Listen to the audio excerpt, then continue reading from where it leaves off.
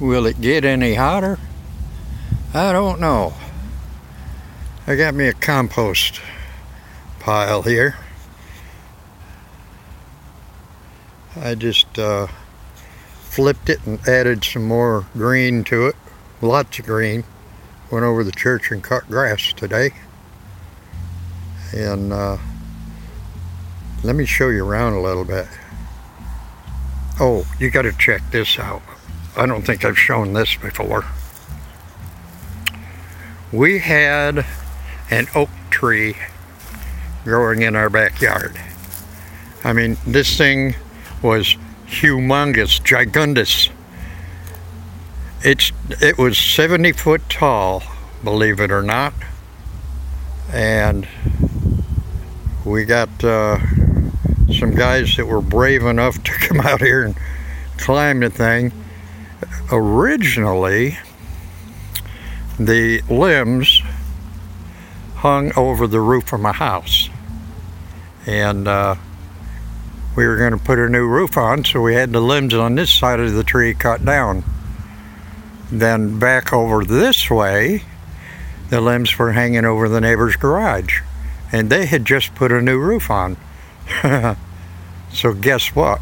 I certainly didn't want to crush their garage. But I got a couple guys come over, and it took them several weeks to cut this thing down.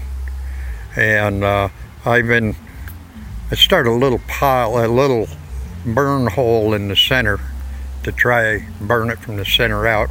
It's working, but it's just going to take a long time. Then we come over this way, and here's our Birdhouse Gourds.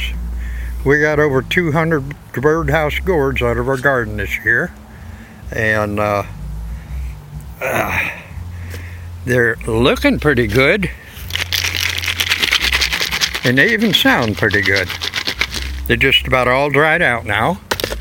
Got a couple huge ones here.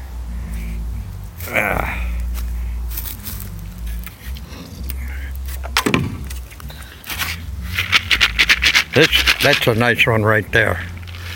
Somebody's gonna like to make a birdhouse out of that. We got another one here.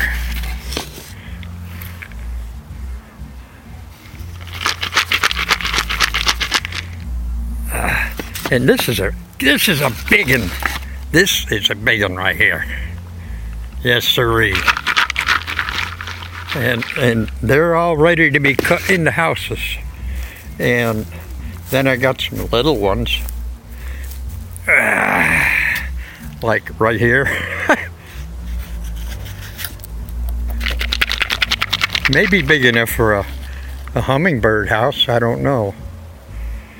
I don't want any sparrows or starlings or anything like that in the houses, because they'll kill the purple martins when the purple martins come.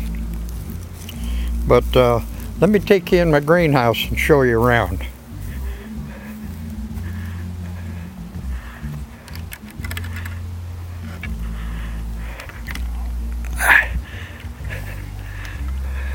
Come on in. Okay, this is my hoop house that I built. My dog likes coming in here because she thinks she's really going someplace. But I got it started. Been fiddling with it, playing with it. Hasn't been a full-time project. I started it back in early January or late December or something like that. I'm gonna sit down in here. It's not too hot in here right now, but it's a 10 by 10, and it was probably one of the easiest things that I ever built. I mean, it's just all straightforward. You look up here, you can see the joints in the PVC pipes. And I had a problem with one joint. I had a problem with one joint on this very first on the very first rib, I could not get these things to stay glued together. Well, I went to Lowe's one day and I'm looking around and I found,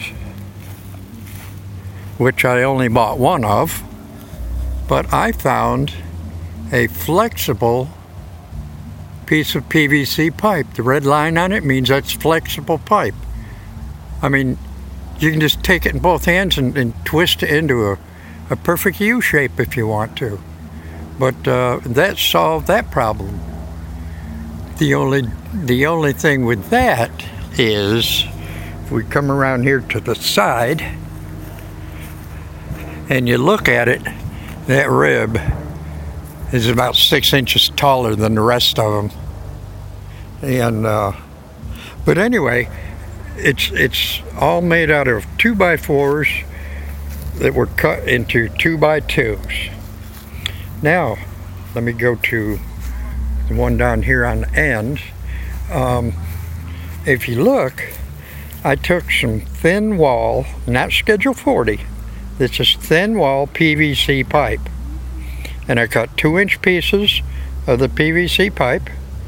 Then I cut, probably, I don't know, not a 1/2 inch, that'd be too big, but probably, a 1/4 inch, maybe a little more notch in it.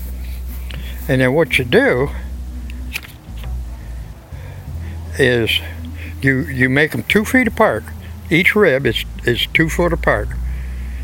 And you take your board, your 2x2, you mark 2 foot, and all you have to do, I got it crooked there we go. Snap, and it's snapped together. And this is something to keep them spaced properly. And if you look, there's 2 more. Well, there's one on either side, and then there's 2 more up at the top that are actually hooked to the door frame. And the one on the right hand side looks like it needs to be screwed in a little bit more. I'll have to tend to that. And you see a space around the door. I gotta level this thing up because the space around the door isn't quite proper. And well, it looks the same.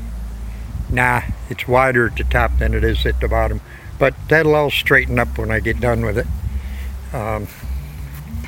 And it's not really secure at the present time.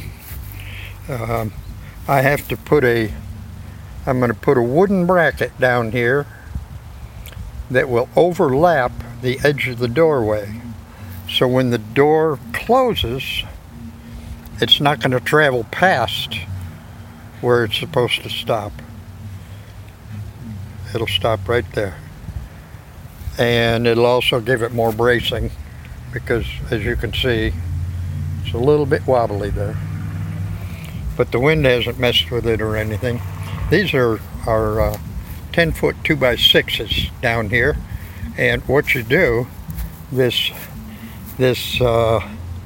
one that is on the inside, not the one on the outside, this is the one on the outside, the one on the inside, you cut 1.5 inches, I believe it is, off of one end, so that when you add your sides, it still comes out to 10 foot. And the same on the other side. But I just thought I'd come out here and show you this mess since I haven't made any videos in a long time.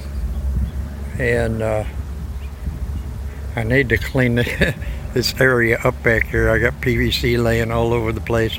That's my mulch pile right over there that I got over a year ago, and it's just been decaying down, and making for some good mulch. So anyway, Lucy's not out here with me today. And oh, I mentioned before I live across the street from the ballpark that I cut the grass all the time. Let's walk around there and take a look here.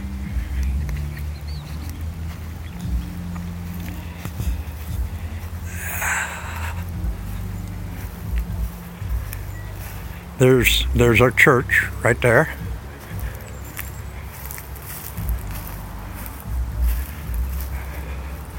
And there's my Durango. Oh, look. He's got his name on the back of his Durango. Garvin Gardens. And it's got a little moringa leaves up here. Anyway, that's the ballpark that's across the street from my house. I cut that grass sometimes twice a week. It grows. And then I cut everything on the outside. And then I go over to the church. I'll show you that someday. I cut all that grass. And so that gives me a lot of greens for my compost piles. And then we'll come around this side of the house. And oh, I got to show you these.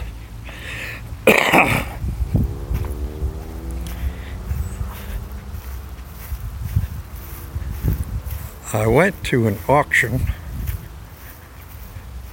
and I found some doors off of a cooler in a convenience store. And I thought, oh wow, I can use those to make a hothouse with, or greenhouse, or whatever the case may be. But they weigh probably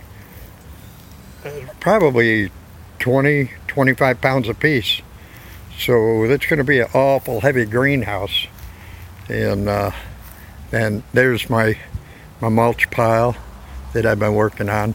And then I got, I don't know if any of you folks know what ham radio is, but I'm a ham radio operator, and there's my tower with the antenna on it, with the two antennas. Actually, there's three antennas because there's two of them that are just two wires coming down. And that's used for special bands. And anyway, I thought I'd show you that. I ain't gonna take you in my junky shop. It is a mess in there, but anyway, this is looking back at the house. Now this right here, this is interesting. This house was built in 1923, and the building that I just showed you was made in 1923. The floor of this building is 5 foot thick concrete. I can show you over here. The guy that used to live here, his son, that's this thing right here, I used it to put around my little things coming up in the garden so that the rabbits wouldn't eat it. I had cloth over, or wire cloth over the top of it. But this foundation, that's solid concrete all the way to the other side of the building. No seams in the floor. Their son worked at a concrete company, and he got all his buddies to come over here on their way home from work one night and finish emptying out the loads of concrete left in their truck. So I've got a shop here with, I don't know if you can see it right there. Where's my finger? Right there. Anyway, it has a solid concrete 5 foot thick foundation or floor in it. And oh, that's my ham radio gear right there. But anyway, I just thought I'd show you around, and we'll go back over here to where my moringa trees are.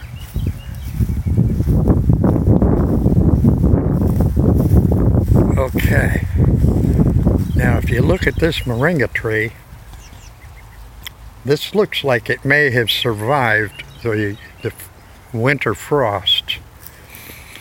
I've got one down here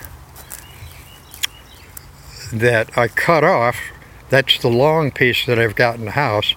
I cut it off and I put mulch over the tree trunk, and that's kind of around the tree trunk to keep the mulch from direct contact. But I'm hoping that the roots didn't freeze on this tree.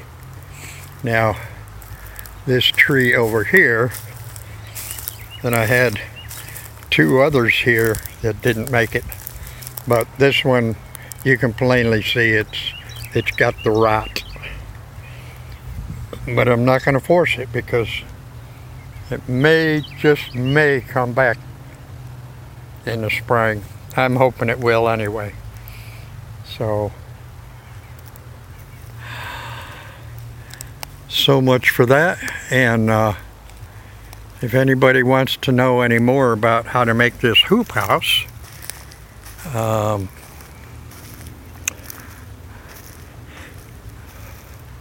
I can do another show just on the hoop house itself, and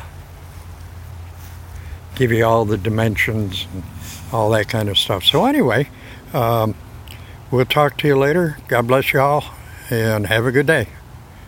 Oh yeah, this is Ken at Garvin Gardens. Bye y'all.